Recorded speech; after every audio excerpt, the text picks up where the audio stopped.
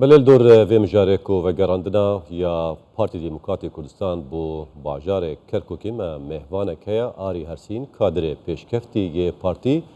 berê Arî destpêket û gelekê bi xêr hatî.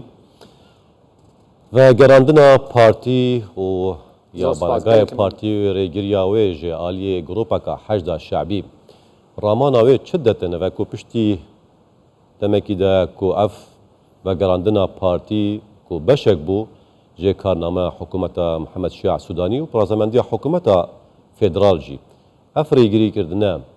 رامانای چدت آرمان چنه دمکی ده کو افروجی نها کو شانده که حکومت حریم کردستان برای بغداد کتیم جبو شایسته و مافین ین حریم کردستانه. بله زور سپاس. خوی امر گریه دو روی هست دو لعنی هست. لأن شيء ناقوشه طبعا لبروي مجموعة خلشي شوفينيستو بلينكونا برست رجع أجرن لكرد لبروي بارتي كردا رجع لكرد أجرن كبقرة توا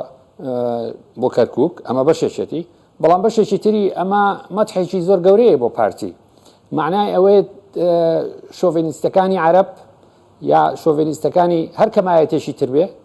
ئەو لایەنەی کە حسابی بۆکەن و بە مەترسیە زانن بۆ سەر سیاسەتی شۆڤێنیستی خۆیان ئەو پارتی دیموکراتی کوردستانە بۆ ئەوە مەتحێکی گەورەیە ئەمە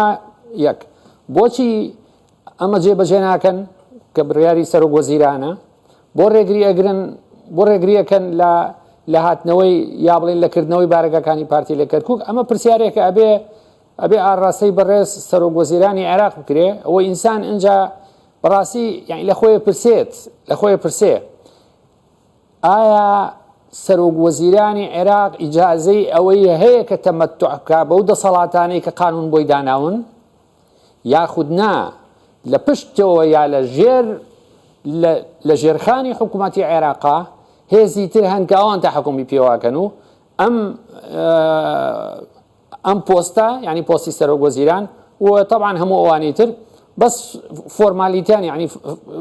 شتێکی تەشریفاتی نویشتر.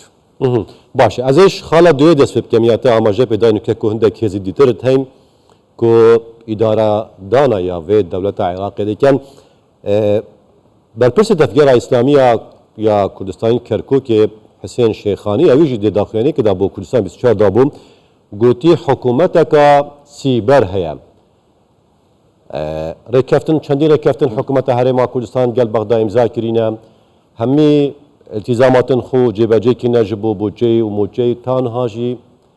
بله نهاتیا جبهه کرنه افروجی کو او رکفتن کو پارتی و گرت ناف بارگاه خول کرکوک به رازمندی و موافقت یا حکومت فدرال راست حکومت کل عراق ولا هاتیا بالفعل کو حکومت کو هزکن دیتر دولت کا دیتر هيا یا سیبر بریارو همو تش دستوی دایا خۆی بەڵێ وایە یعنی ئەمان لە 2003 وایە لە 2003 وایە کە بە حکمی ئەوەی کە دەوڵەتی عێراق دەوڵەتێکی زەعیفە زۆر لایەنی یا بڵێن هێزی ئیقلیمی توانای تەحەکومکردنیان هەیە بە سیاسەت و بە ئابووری و هەتا بە مەسایلی ئەمنی هینی عێراقەوە ئینجا لێرە یعنی بەڕاستی ئەوانەی ئەوانەی قسەیان نەڕوات ئەوانەی قسەیان نەخوا ئەوانەی دەسەڵاتیان هەیە لە وڵاتەکانی بڵێن ئیقلیمی حەقا ممارەسەی ئەو دەسەڵاتی خۆیان بکەن ئەو پێگەی خۆیان بکەن بۆ ئەوەی کە نێڵن هێزێکی وەکو هێزی شعبی مەسەلا ئەم جۆرە ئەتوارە بنوێنێ بەرامبەر پارتی دیموکراتی کوردستان نەکەر پارتی بەرامبەر هەر حیزبێکی تری نەک کوردیش ئەگەر حیزبێکی تورکمانی ڕێگەی لێ بگیرێ لە کەرکووک ئەمە شتێکی خراپە بۆیە ئەو وڵاتانی کە دەسەڵاتیان هەیە بۆ نمونە کۆماری ئیسلامی ئێران کە بڵێن قسەی ئەخوات حەق نییە بێدەنگ بێ لەبەرەوەی ئەم کێشەیە ئەگەر چارەسەر نەکرێت ئەبێتە هۆکاری ئەوەی کە ئیستیقرار لەم هەرێمەیە یا بڵێن لە ناو عێراقا نامێنێ یا لاوازە بێ کە ئیستیقرار لاواز بوو هەموو ئەوانەی کە حساب و کتابیشان هەیە لەگەڵ عێراقا زەرەرەکەن ئیتر ئەمە زەرەری ئابووریە ئەمە زەرەری ئەمنیە ئەمە زەرەری سیاسیە ئەوە وایە باش نها هرکو ما دسپیکی آماجه کرد کو شاندکی حکومت هرما کردستان نها پریکفتیا برای بغداد جبو ماف و شایستن هرما کردستان و چندین التزامات و نفت و واردات نفتی جی کو دا رادستی حکومت فدرال کرینم و بإمضاء ركفت نامه بلد ناين جيبه جي كرن هروسا جي وگراندنا پارتي بو كركوك او جي هاتا ريگيري كدن جلاي هندق گروپين چكدار و بسيارة من او دوي وان كردانا دا وان هلوستا دا سرکرداتیا کردستانی یا کردی حکومت هرما کردستانی چواد سردریت جلوی عقلیتی بکتن جلوی دولتی بکتن کو السيرفا امضاء وركفتن ورازمندي و بيجن بن مزيفا هندك لان ديتر همو تجد سوادا چوا اسر دريه بكتن ديوان كاودانا دا خوي ازاني اگر بيري ما بيت لا پیش هاتني شر داعش جنابي سروك بارزاني هوشداري دايا همو لاين سياسيكاني كردستان وتی لبغايا شري إرادة لقل إما أكن أمانا ناينو إما شريك بين إتر دواي أوش تيتري بسراحات أو بو لمان يكبو وابزانم سالي 2014 ميزانية حكومتي هريميان بري انجا دواي مسائل هي 15 أكتوبر دسي بيكردو بويا يعني انجا منهم تاني كلمو دواي كم رأي شخصي خوما يعني مجنية قيادة من لقل من متفق به بقناعتي من كرد پێویستە واز لەو وەهمە بێنێت کە پێڵەن دەستور بۆ وڵاتێکە بێت کە عەقڵیەتی دیموکراسی لە ساحەی سیاسیە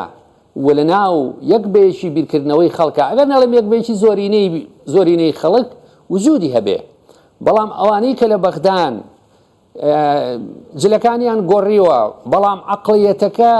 لای هەندێکیان هەتا ئێستاش عەقڵیەتێکی شۆڤێنی ڕەگەپەرستی دش بە کورد و کوردستانە کە بەدەمیان نایە بڵێ کوردستان وەڵشی مالە العێراق بۆیە پێویستە ئێمە لە هەرێمی کوردستان بەڕاستی واز لەم وەهمە بێنین ئەوەی کە بەبەردەوامەڵین ئەبێ بەپێی دەستور معامەلە بکرێ و لە چوارچەوەی دەستورە ئەمە و لە چوارچەوەی کام دەستور ئەخۆ دەستورە بە ئیشی پێکرێ حەزەکەی جوانترین دەستور بنووسە بەڵام ئەگەر ئەوەی کە مقابلی تۆیە ئەگەر ئەو نێتە پێشەوە لەگەڵتا ئەگەر ئەو دانی پیانە نێ ئەگەر ئەو ئیشی بۆ نەکا حاضر نەبێ لەگەڵتا دەست هەنگاو بنێ بۆ جێبەجێکردنی دەستور ئیتر دەستوری چی اینجا کەوامانوت ئەو وەهمانەی تریش ناردنی شایستە دارایەکانی هەرێمی کوردستان جێبەجێکردنی مادەی 140 و زۆر شتی تر ئەمانەش هەمویان ئەکەونە بڵێن قوشبنێکە و ئێمە لە جیاتی ئەوە حەقە بەقسەی یەک تۆزە ئێمە لە جیاتی ئەوە حەقە بگەڕێینەوە بۆ ساڵی 2013 و 14 بە قسەی سەرۆک مەسعود بارزانی بکەین کەوتی کاکە ئێمە ئەبێ فکرێ بە حاڵی خۆمان بکەین ئەمەیە مەسەلەکە لایەنە سیاسیەکانی کوردستان پێویستە بەم شێوەیە تەعامل بکەن بەزمە خابن لە حاڵەتێکە کە لایەنێکی شۆڤێنیست ڕێبە چوونەوەی پارتی ئەگرێ لە کەرکووک هیچ لایەنێکی سیاسی لە کوردستان لە هەرێمی کوردستان نقەی لێوە نایە یعنی ئەمە معنای چییە؟ معنای پێ و خۆشە معنایە تۆش وەکو حەشتی شعبی و وەکو هەنێ شۆڤێنیستی تورکمان لەوە ئەترسی کە پارتی بچێتەوە و دەنگی باش بێنێ ئەمە کێشەکە لێرایە باشە بەڕێز عالی هەروساژی کو پارتی کورد بەشێکن ژێ هەفەیمانیا ڕێبەرنا دەولەتی و سەروی ئەساسیژی کو ئەو حکوومەت هاتیە دامەزراندن ئەف کریارن هەنێ ئەف هەلویستن هەنێ سەدەم چنە ئەگەر چنە ئارمان چنە وسە تەعاملت گەل هەرێما کوردستانی حکوومەتە هەرێما کوردستانی کوردی بکشتی گەل کوردات هێتە معاملەکردن بژاردە چنە بۆ هەرێما کوردستانی ئەزانی یعنی با من زۆر بە سەراحەت ئینسان قسە بکا باشترە ئەگەر ئەم کێشەیە عیلاج نەکرێ ئەم کێشانە عیلاج نەکرێن هەم مەسەلەی میزانیە هەرێمی کوردستان و شایستە دارایەکانی ئەم ئوسلوبانەی کە ڕێگریکردن لە پارتی دیموکراتی جارێکتر ئێڵێمەوە مەبەستمان بەس حیزبی خۆمان نییە ڕێگرتن لە هەر حیزبێکی تریش ئەمە شتێکی